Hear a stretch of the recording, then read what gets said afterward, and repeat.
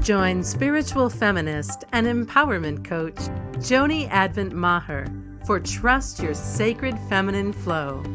Listen in for intimate conversations about money, transformation, and feminine sovereignty. And now, your host, Joni Advent Maher. Welcome to Trust Your Sacred Feminine Flow.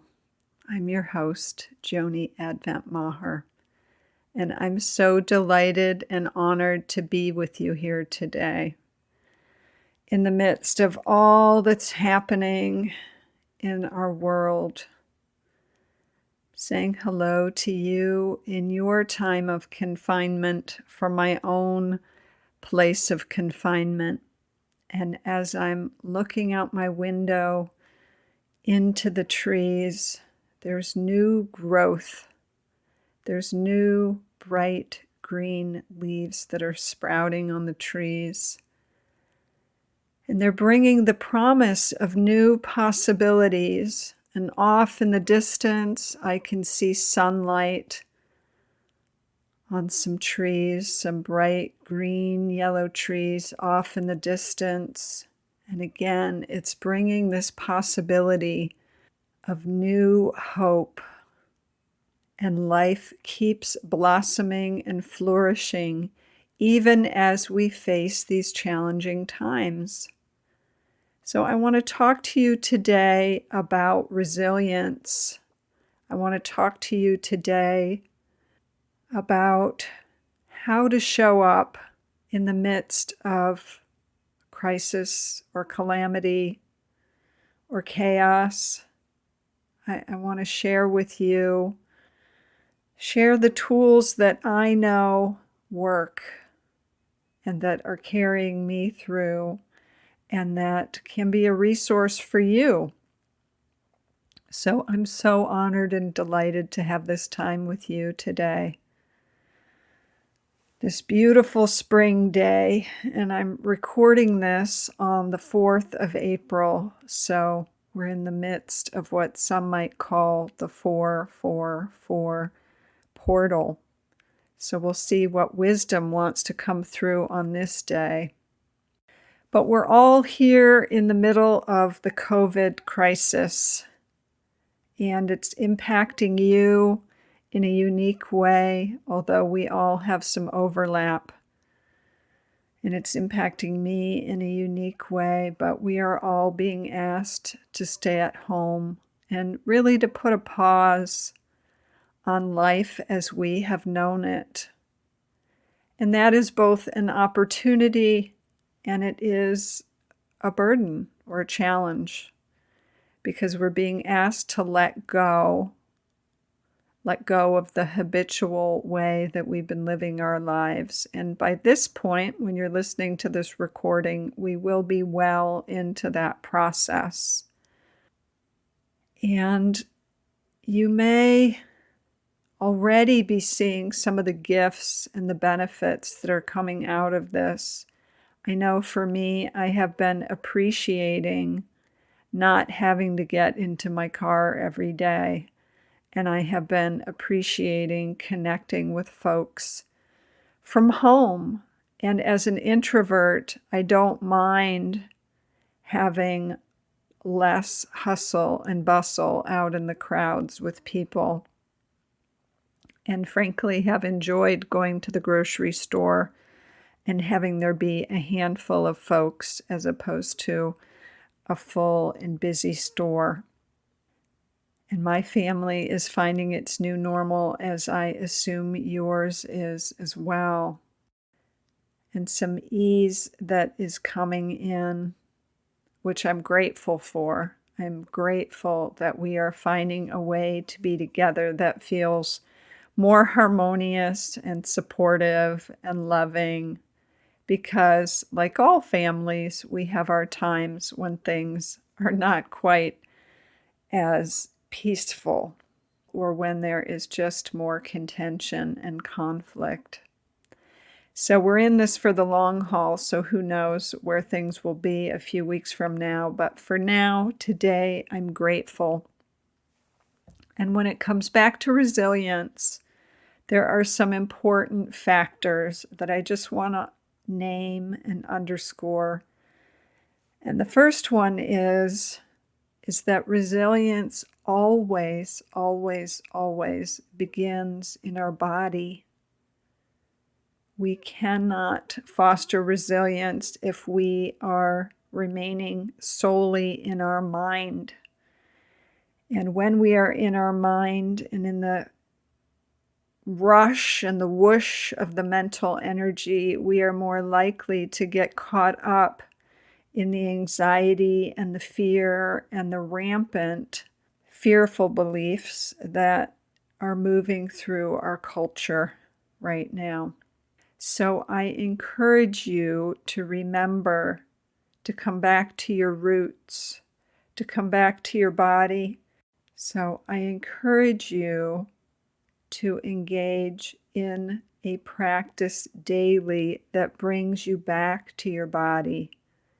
And it may be a matter of consciously breathing and connecting with the breath. It may be a practice of remembering gravity and just taking those few moments with your breath, which you can do even right now, to feel your feet connected to the ground. And if you can, to even get outside and feel your feet connected to the earth, and to feel gravity having its way with you, and feeling, for example, where your bottom is supported by the chair right now, or if you're standing, the way that your feet are supporting you in this moment, and that gravity is working to help bring you more fully into this beautiful body of yours. So remembering to come back to the body and back to the center, particularly if you are feeling impacted or swept up in the fear, other people's fear, or fear certainly in the media, or in the fear that is swirling around us, to just come back to the breath and back to the body. When we're able to do that, we always have a resource to support us.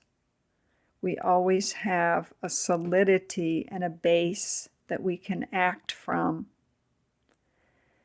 So the other piece related to resilience that feels important, and actually I'm going to go back to this idea of grounding in the body.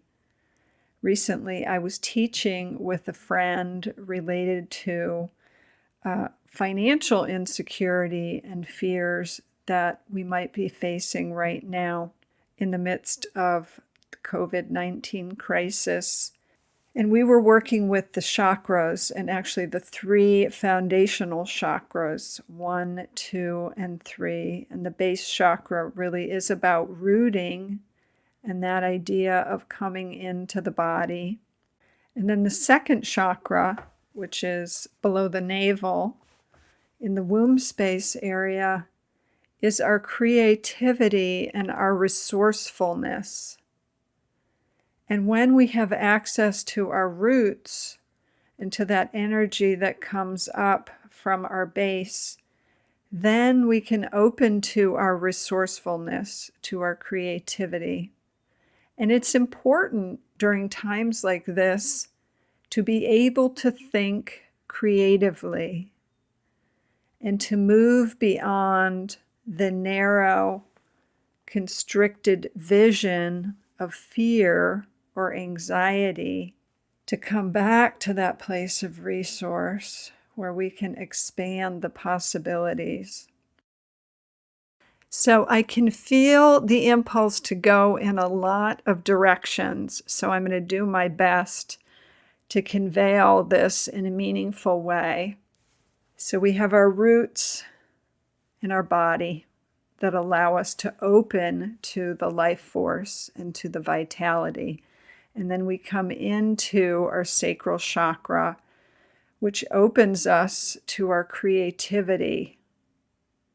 So I'm going to do a couple of overlaying paradigms here, or overlaying constructs to hold all this. And then once we have a capacity to see what our possibilities are, to open and to think more creatively or adaptively, then when you come up to the third chakra, that's when we are able to take action on these pieces. We are able to take action in our life that is rooted in resource, that is rooted in creative capacity. So we're going to put a pin in that for right now because we're going to address that from some other directions as well. So the other important factor that I just want to name is, and this goes back to having our roots, is allowing ourselves to be impacted by life. And what I mean by that is allowing yourself to feel all of your feelings and all of your emotions that might be coming up regarding all of this, things great and small, whether it is the big picture of this virus that is running rampant through our lives, whether it is the fact that you're being asked to change your lifestyle and stay at home, whether it is a small little incident that has happened with a loved one today, or something that's going on in your community or your neighborhood that you're having feelings about. It's very important, just like putting our roots down deep into the ground, to let the emotions move through, to let ourselves feel the ways that we are impacted. So that may be grief, it may be sadness, there may be anger or outrage, there may be joy, appreciation, gratitude, all of those things. But it is vitally important to let it wash through your system. So again, I get the image of trees that are deeply rooted, and the winds that are blowing through, and the winds keep blowing through just like the emotions, and they take away some of the leaves or the branches that aren't needed.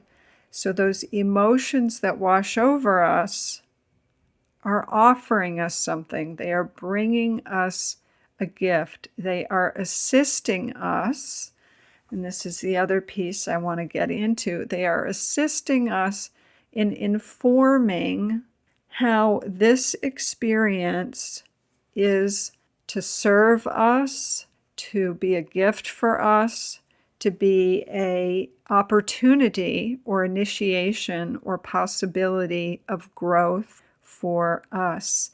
It's going to come through allowing ourselves to feel our emotions.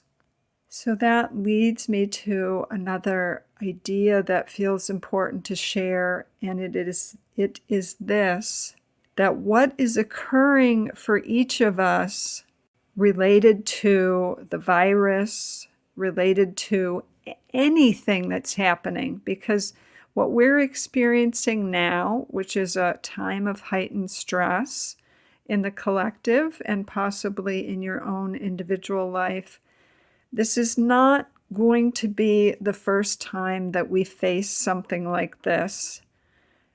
We don't know what is coming around the corner in 2020. We don't know what it will take for us to move beyond this state and birth the new way of being. But what we do know is that each of us, as I said before, is being affected both individually, and we are being impacted collectively. And it's always happening in the context of our own soul's journey. So whether you get sick, whether you don't get sick, whether you have loved ones who are sick, or maybe even losing someone close to you, that all of these events are happening within the context of a soul's journey. What's occurring in your life is happening in the context of your soul's journey. So I say this because part of what can happen, particularly in the narrative of the media, is that there is this story or this narrative that is being put out there for us. And it does not necessarily hold a context of growth, of resiliency, of what I would call the deepest truth and possibility. It really is selling fear and extremism and panic. And I don't want you to terrorize yourself. We have a choice in both what we consume in terms of the media. We have a choice in the stories that we tell ourselves. And for me, it is very grounding and settling to remember that everything that is occurring in the context of a soul's journey. And it is occurring in a context of our individual awakening to the deepest truth of who we are and our collective awakening as humanity, for humanity to recognize and wake up to the truth of who we are as a collective. So, my dear, I just want to pass that piece on to you as well. So we are having our soul's journey in a very human experience, and that includes our body. And as I said, it includes our emotions. It also includes our inner wisdom and opening to that. So if we were to continue on with the chakras, certainly the heart chakra is what we associate with our emotion and our inner wisdom, as well as our third eye, which is connected to our intuition. And when we're able to be connected to our body, and when we're able to allow our emotions to come through without bowling us over, which is what we can do when we're feeling more resilient and rooted and centered, we can allow our emotions to impact us and to bring that inner wisdom as we connect with our hearts and we open to our intuition and to that guidance. And that, of course, comes through in part as we open our crown chakra to our highest source, the highest source of each of our higher selves, your higher self, our collective higher selves, pouring in through the crown, brings that inner wisdom and guidance which allows us to take whatever action we need and to clarify that. So you have the capacity to know deep within your heart what's right for you to do. So the recipe for resilience, as I see it, is that coming back to the body, coming back to the center, allowing ourselves to be impacted by life, tuning in to that source of inner wisdom, as I say at the end, to always trust what your heart knows. So that settling and opening to receive that truth. And with that, opening to that creativity in the sacral chakra that allows you to see all your resources and choices. That's part of what colors and informs your inner wisdom. It's part of how you make the choices of how you want to respond to life, to your circumstances, how you want to co-create your situation. So it's this blend. It is like this recipe of pulling all these delicious ingredients together: your body, rootedness, your emotional connection and intelligence, your inner wisdom, your creativity. All these are resources that you possess right now in your body, in your energy field, in your soul. You have access to them. So I'm here to remind you of that. And some of the ways that you can foster having access to them is through connection with others, people you can talk honestly with. Also, gratitude and appreciation, recognizing what we are grateful for and what we would like more of is really important at times like this, both in fostering resiliency and in continuing to create, in a positive sense, more of what we would like in our lives, to co-create with life. And the final piece I want to mention, which I've been exploring in my own life, is what I call the joy factor.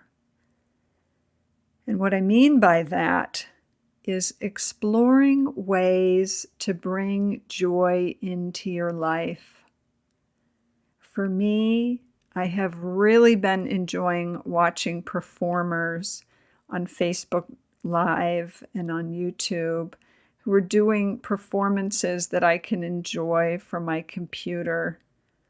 I also have been participating in a weekly game night with some of my soul sisters using a game called Sparked, which is a wonderful game for women. It's a conversational game that we have been playing online. So things that you enjoy, whether it's being out in nature, whether it's dancing. I have another woman that I know who's in Arizona creating videos of herself in this Tyrannosaurus Rex outfit. And then she just recently posted another one where she was doing a dance with other women from around the world. And so you may not want to do something like that, but finding ways to seed joy into your life, getting creative, using your creativity to remember what are those things that you enjoyed when you were a girl that would bring you laughter or joy, and using this time and this opportunity to bring some of those into your life as well. And if you're interested, I actually have been inspired to create a joy circle where we are working with some practices and playing the game, the Sparked game, and using our creativity as a way to build our resiliency. So currently, where I am promoting that is on Facebook and my Instagram channel. You can find those through my website, revolutionaryheart.com. If you're interested in joining us, you can get the details that way. And if you're listening to this, I would love to hear some of the ways that you are fostering your resilience or seeding joy in your own life. So you can also reach out to me through the website at revolutionaryheart.com, because I would love to hear what's up in your corner of the world. So my dear, as we bring this to a close, I am sending you my love. I am feeling my heart bursting open with golden streams of light, and I am sending them to you to envelop you and to hold you in this phase of your soul's journey. And I'm sending you the bright yellow and green light off in the distance. I'm looking at those trees, and they are in the contrast of a deep, dark blue sky. And I'm sending you that beauty to hold in your heart, to hold in your mind. Because as Pascal, who I think was a mathematician, said a few hundred years ago, during difficult times, always hold something beautiful in your mind. So that's my last little kernel of resiliency tips for the day. But I'm sending you my deep and abiding love and my reminder, as always, to trust what your heart knows, beloved. Thanks for listening to Trust Your Sacred Feminine Flow with Joni Advent Maher. If you like what you heard, the best compliment you can give us is to share our podcast with a friend and subscribe, rate, and review at Apple Podcasts.